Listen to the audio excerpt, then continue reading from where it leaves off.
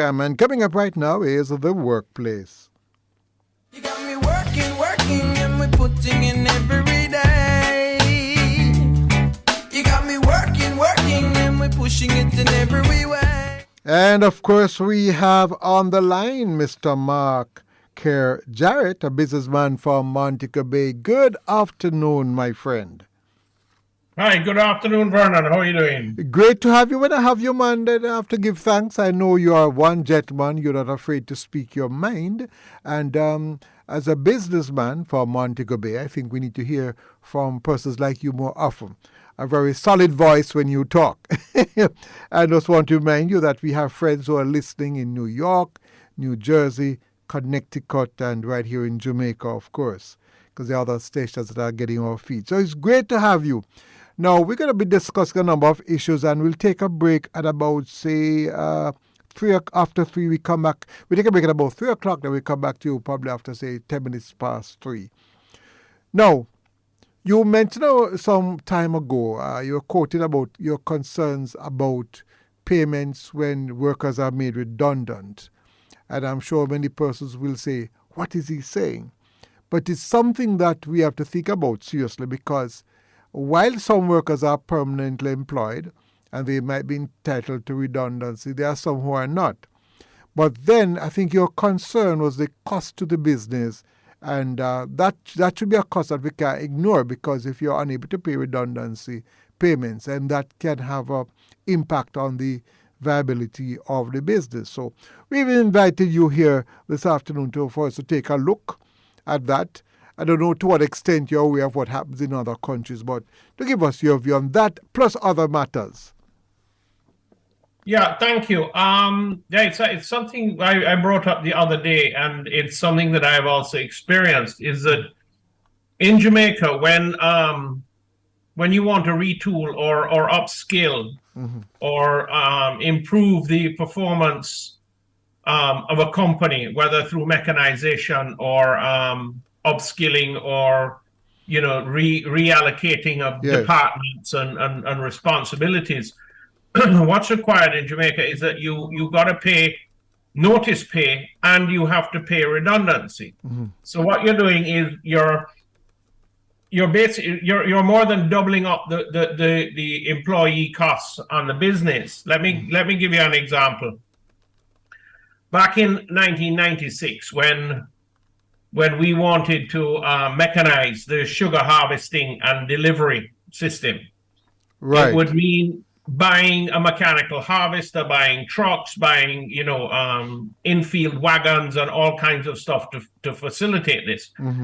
What this was going to do, it was going to reduce the reaping and delivery crew from 102 people down to 9.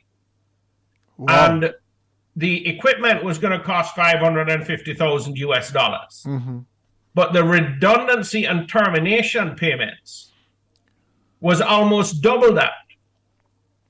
Oh. So basically, what we were doing was paying 3 times the cost of the upgrading. I'm saying I have no problem in paying notice pay, which is, I believe, 2 or 3. I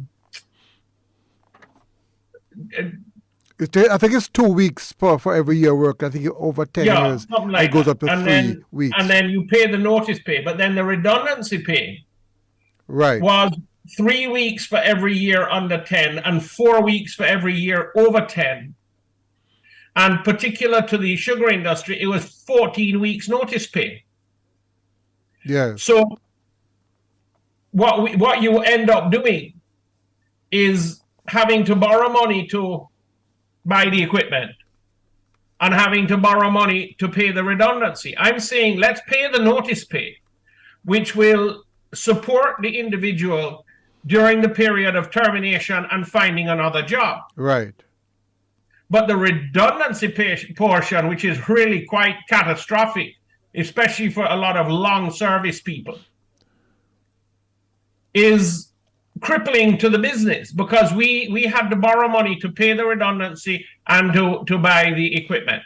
We ended up having to sell the equipment about 4 to 5 years later, because even with the improved efficiencies, the income was not enough to repay the loan for the redundancy and the loan for the equipment. Whoa, yo. Right? And we sold the equipment and shut down the sugar estate. Which estate is that? Barnett Estates. Right? And we had about 500 plus acres in sugar at the time. And we had to close the farm for that. And a lot of the reasons for the Well, let me ask you, what is that farm being used for now? What is that? We put some housing developments on it. Bogue Village, Montego West Village. We have Barnett Tech Park. We're now developing the North Bank Logistics and Distribution Center, and then we have another commercial center. So it is being developed. But hold on, you call it development, but which is good for business also. But what it says is that probably good farmland has been transformed into for housing development. How does that work out? Because as a third world country, we need to be able to feed ourselves. Yeah, but I mean too, because of our location, we had 110 acres of mangoes, and that was 18,000 trees. Yes. We eventually had to bulldoze because we were losing 60% of the crop in the field to theft. But we had Mr. Kerr-Jarrett, you sure you're telling the truth, sir? Yeah. My God. And then we had papaya. We had the same problem. With the papaya, we had the problem with the theft. And then we had the problem with the when we were planting out the young seedlings, the goats and cows and pigs would come and eat the seedlings. And then we had the same problem with the theft with the winter vegetables as well. And then the banana industry, we shut that down eventually because actually way back in the 80s, because the banana boat stopped coming to Montego Bay, and we'd have to truck the bananas to Portland, to Port Antonio. Yes. And that became was it cost effective at all? Not at all, no. Because at that time too, the roads were so bad that you'd break an axle or spring on every trip, you know. And by this time we didn't have the railway system again at all. No, well, forget that. But the thing is with agriculture in our location is impossible because of urban pressure. And which is called, you have 300,000 plus people living surrounding you, and all of them just taking something for themselves. And you will find very quickly that there's nothing left for you. Oh, no. So we had to do that. But the real issue is... But let's zoom in a bit on that, because that seems to be a national problem, predatory larceny. And I don't think we are able to take hold of it. And sometimes I wonder what is happening in other countries. How do they deal with the problem of predatory larceny? Boy, Vernon, I have no idea, but I know, I mean, there was a guy that lived in Mount Salem across the road from us. Yes. And he used to bring his goats down to the river to water them and pasture them along the riverbank. Yes. And, you know, one day he was held up and a number of his animals were taken from him. And, you know, you see reports in the paper fairly regularly. You haven't seen any recently about, you know, cars being pulled over by the police and they find, you know, goats in the back of it or a cow in the back of it. And it's an issue we have to deal with because it is crippling the existing farmers, and it is a major disincentive to anybody who is looking to get into farming. I think with the greenhouses and the high intensity farming being done in those kind of, they are easier to secure. Right. Because you're now growing in a couple thousand square feet, something that you'd take several acres to do previously. But then the capital cost to set it up is significant. Well, you know? Mm-hmm. And what with the increase in interest rates globally, that is now, you know, putting capital almost out of the hands and the reach of farmers. And then the other thing we need to deal with agriculture is if you're looking to, and this was my experience, 10 plus years ago, I don't know what has happened since, is that if you want really qualified agricultural management, you've got to go to the Earth University in Costa Rica to get it. Because what is coming out, or what was coming out of the agricultural colleges then, those people really did not have the mid to upper level skills needed to run a high-tech farm.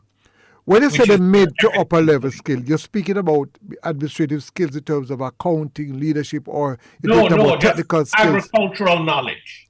Oh. Husbandry knowledge. How to set up an irrigation system, how to develop and implement a pest control, fungus control programs, how to be consistent in its application, plant pathology and virology, being able to identify when a plant has a problem and what that problem is.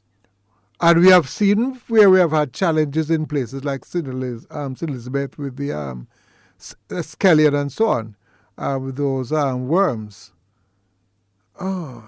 Yeah, so, and the other thing is that, and it's something I want to talk to the minister about, and I have before. But let me tell you something. I advise some persons about that, While it is good to talk to the minister, and I'm going to do my bit, I'm going to probably send a copy of this to him also. It is very important. Don't forget that the minister is a politician. You mentioned about, for example, redundancy. The people are going to say, Mr. Kerr-Jarrett don't want to pay the people them their money. And the politician is going to react to that. Now, I'm just listening to you now and hear talk about pray the last day.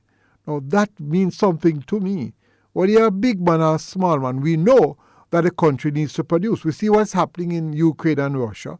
And we know that I think Ukraine is one of the world's big supply of grades. I stand corrected. So it means, therefore, greater emphasis will have to be put on Jamaica in terms of producing food for our own people. Now, if you're telling me, I would need capital, if you're telling me as a big businessman that you have had to come out of it and you have to go into housing now because of the pressure, urban pressure, also because of prayer lasting, I think the people need to understand what is happening, why we're not producing, because I'm asking questions as, for example, why we have to import ginger from America? Why are we importing this and that from other countries? What you're saying to me now makes sense. And the fact is, while we have to support small farmers, a small farmer cannot compete with the kind of production or the kind of automated systems that you have in place to assist the farmers, when one man can probably dig up acres of land or prepare it for production, when you need probably 500 persons to do the same in Jamaica. What we need to do is we need to get the economies of scale working in our benefit in agriculture. And, one thing that I've been saying for a while is that we need to repurpose the sugar lands. Mm-hmm. And those lands are flat. A lot of them are very close to water. A lot of them are close to good transportation networks. And we should repurpose them into other forms of agriculture, whether it is vegetables and legumes and all of that, or even just running livestock across them. Right. Because we really should be protein independent. And that's cattle and goats and sheep. But we're not pushing that at all, And then, if we are to import substitute, then we have to produce the same items and commodities at less than or the same cost as it is to import it, unless the government is going to subsidize it, and then that becomes a net load on the taxpayer. Because right? It's not the government, really. It's the people who know have to subsidize it. Yeah. But in order to do that, is going to require high levels of mechanization and improving efficiencies. Right. Which now is going to meet up on the redundancy costs there. Mm. So therefore, your costs of improving your efficiencies by retooling and upskilling is totally eradicated by the cost of the redundancy. And we And so therefore, that is why I believe that a lot of our manufacturing sector has been struggling, is because the cost of retooling, not the equipment, but because of the severance costs of the employees, is so onerous. let me ask you, we have another probably 3 more minutes before we have to go for a break, but we're going to have part 2 with you because what you're saying, so let me tell you something, and that's why I'm glad you're on the program. We hear politicians very often about persons like you who are in business. And let me tell my listeners something.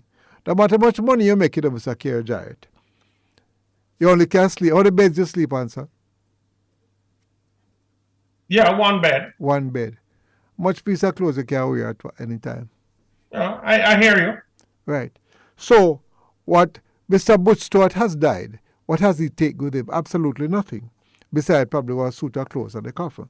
The point I'm trying to make, there's a need for large businesses to do well, because if we structure the country well, then we will benefit. The country will benefit, because one man can't benefit at all. So based on what you're saying, it's very clear to me. And if you look at crime, probably if more of our people get occupied and the economy improves, that would help to reduce the level of crime. It seems to me, just talking to you, but I've known for a very long time, that we need to get more productive. I'm very concerned your comments that you made about the Jamaica School of Agriculture. We have had the president on the program before. I love to hear from him, because they need to, whatever they do in terms of education, must relate to what is outside there. It doesn't make sense to teach me all kind of stuff, and when I go there, I can't make use of it. It has to be relevant. It must be relevant. But what it needs to do is you need to be also educating and graduating the people who will facilitate the changes in agriculture that you need to move the economy forward. You can't keep pumping out people that only know bananas and cane and some other crops, which really don't have the kind of impact that they used to. Yeah, my understanding, towards the more high revenue, right, high density type of agriculture. I'm going to have to go on, and we have part 2 after, because what you're saying really is quite informative. I know that there was some agreement between the agricultural school and sending students out to Israel. And there have been questions about the relationship with Israel, but I know Israel is really happy when it comes to technology.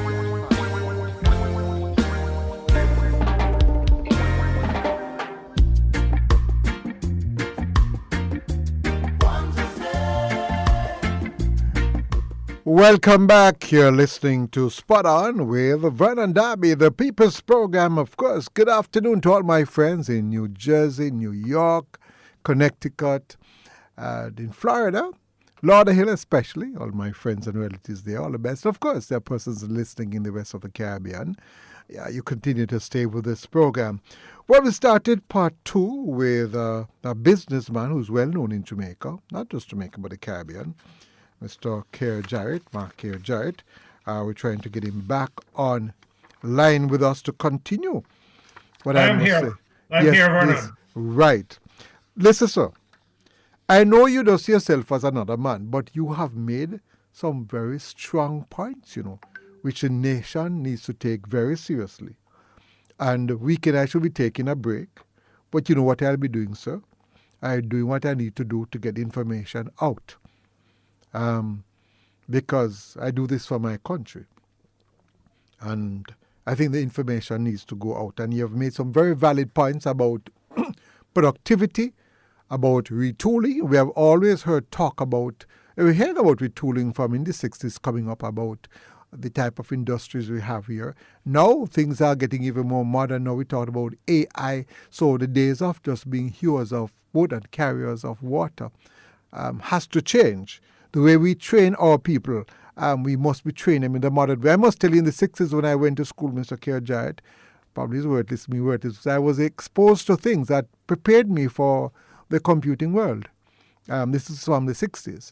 I did new maths, I did a little bit of flow charting and so on. And I am proud to tell you that I went to Knox that it has helped me now. At my age, I'm able to do things that many young persons can't do. And this retooling thing is very crucial because if we are going to compete, and we have no choice, we are going to have to compete with the first world. Or else they will be able to produce a potato better than we can. They will be able to produce ginger. The ackee that we have out here, it can be grown in other places. They'll be able to produce more ackee in a more economic way. You mentioned about economies of scale. And that is what the world is all about these days. You don't have to be America to understand economies of scale or to make use of it. But then if you want to refresh us a bit about the points you made, or you want to move on to another point? I know we can move on, but just to go back is, when an American company, from my knowledge and information, yes, looks to separate with an employee, they just find a box at their office door in the morning. There's very little payment. There's no notice or anything. Yes. So, and I don't agree with that. I think that is extremely hard on the employee who has given the company time and dedication. Right. My thing is the double whammy, the notice and the redundancy. Notice pay and redundancy. Redundancy. But another thing, Mr. Jarrett, what could happen is that we need to move towards a system, the same way we have pension plans. We could have also a redundancy plan where it becomes a part of your salary and the worker has to contribute also to that redundancy. So that when you have to separate from that company, you'd have already been, so you have two funds. The pension, you should be allowed to touch that until it should be transferable, but also the redundancy payment now, which is something that you contribute towards, should now help you to function within 3-4 months. You should not have to stay home if you're a qualified worker, I would say, for longer than 6 months. If you do, it means something is probably wrong with the country. Or you probably need to retool yourself. Also realize, yes, is the redundancy, because they're quite often large sums of money, yes, are not just onerous on the company that has to pay it, but it is also a disincentive to the employee to actually go out and start looking for work immediately. So, because they're comfortable for a while. Yes, yes. But what we really want is Mark you though, so years gone by, probably is coming from a period which was important. You remember that we went through a very rough period in the 70s and the 80s and so on. And now the unemployment level is not that bad. So it seems to me that it's probably easier to get a work nowadays than before. But then... well, there's actually right now one of the challenges that the productive sector and the private sector is having. Yes. Is finding suitable human resources to employ at all levels. We have to talk about that another time because I'm very concerned about that. Is it that we are not training up people sufficiently, or probably the areas that we are training them in, probably not looking at the needs of the country? Because really, I hear talk about us now having to look overseas to bring in labor, which is shocking. So it speaks to the failure of the educational system, sir. Oh, have mercy. And a suggestion I made many years ago, yes, was that the fastest way to free up some of the most qualified and experienced human resources in the country, yes, is to effect the public sector reform. Mm-hmm. And if we could right size the public sector, all of the surplus would then be available to the private sector for employment. And and they are some of the best trained and most experienced employees there are. And it would be a way of taking them from being a liability and an expense to the government as a government employee to actually a revenue, because they would now be, paying all of their taxes out of income that's being generated outside of the government. But you know what they now do? The government pays them and then takes back some for taxes. That you find very funny. As a matter of fact, I think it's a waste of time for government workers to pay taxes. What they should do is just pay them a net amount, because you get the money from government, they give it back to the government. That's funny. And to what extent we are using the technology in the public sector so we can, as you say, right size. My understanding is quite a number of the practices and the business, or how should I call it now, lot of the at the operational level, there's still a lot of manual work going on. I don't know if NIDS will help to move us towards reducing manual work. And you'll find many persons in the public sector, they're very qualified academically, but you ask yourself, persons nowadays seem to qualify themselves academically to get more pay. But as to what extent that academic qualification or that whatever skill is the country's getting a return based on their knowledge, I also question that. Of course, I don't have the benefit of carrying out the research, which I'd love our universities to do. I can speak of some cases personally. I know one person had his doctorate, and you don't need a doctorate for that job, and he has passed out. And I ask myself, what has that doctorate done for the country and the institution? And I can tell you absolutely nothing. Yeah. But, it goes back to something the Prime Minister mentioned when he was opening our Barnet Business Centre on the 9th. Right. And that is personal productivity. Mm-hmm. And it's something we have to deal with. Because if a job costs, or put it this way, suppose you are in the production of some item. Right. And you can afford to pay $100 to produce that item. And a properly trained person, one person can do that job. Right. But in another environment where the people are not properly trained, it's going to take 3 people to do that job. Oh, Lord.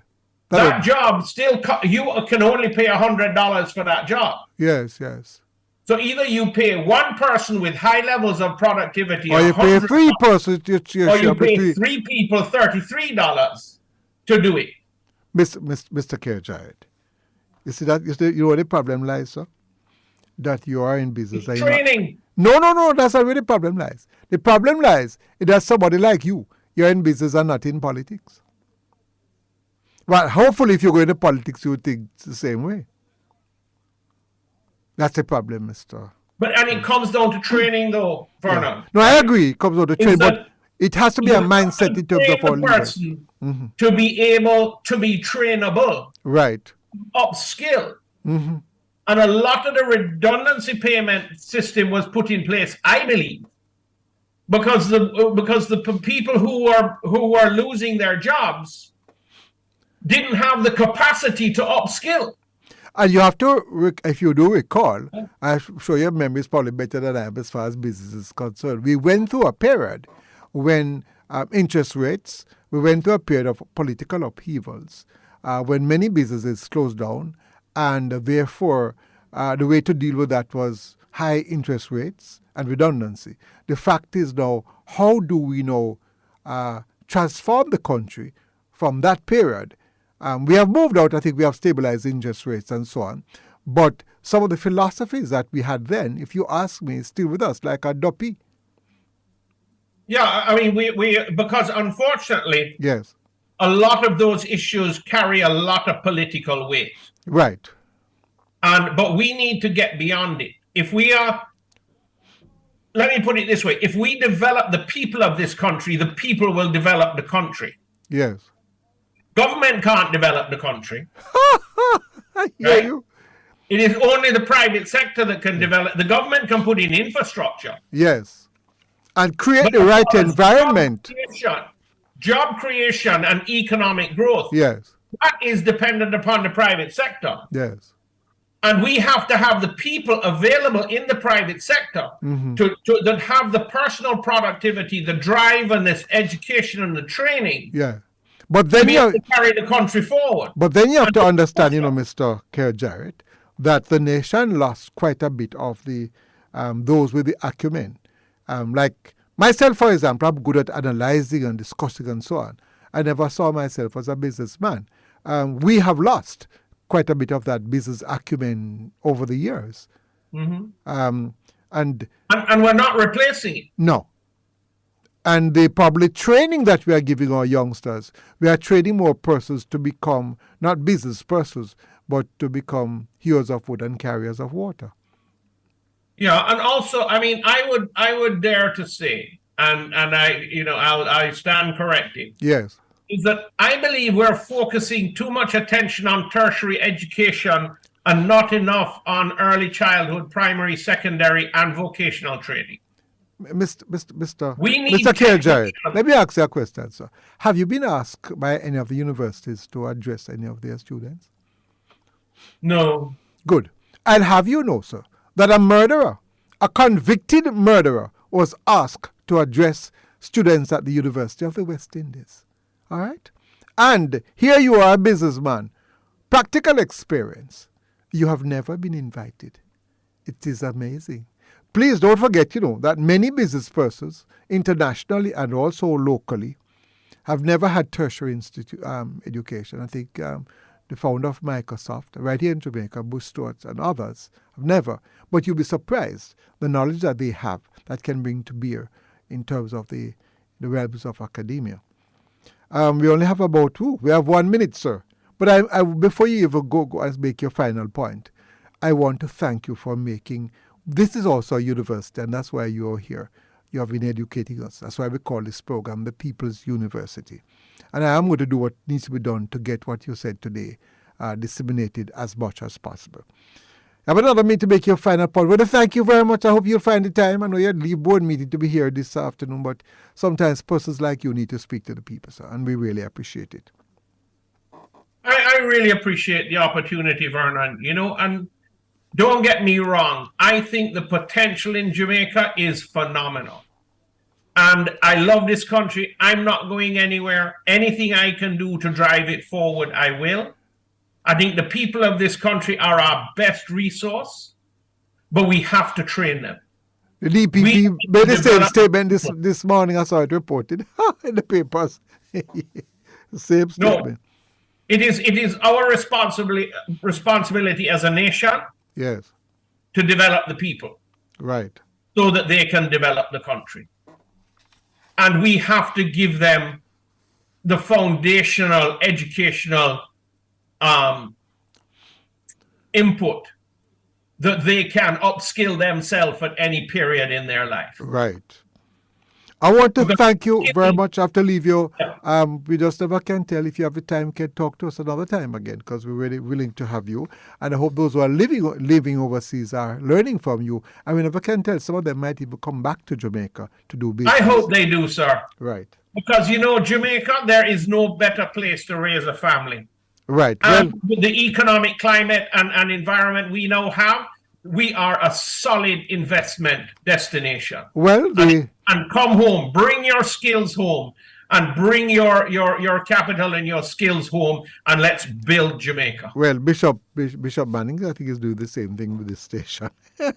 And he's a Jamaican who went overseas. Thank you very much, Mr. Mark Kerr-Jarrett, a businessman who's done quite a lot of work. I think you've been a lot of investment in this, in the waterfront, or if it's you or your relatives in Montego Bay. Am I correct? We've been no hotels really. We've been more the waterfront I'm talking about. Development. No. Okay. All right. I know that my grandfather gave Tony Hart the land to build Freeport. That's what I'm talking about. Yes, that's what I'm talking about. Yeah. Have to run also.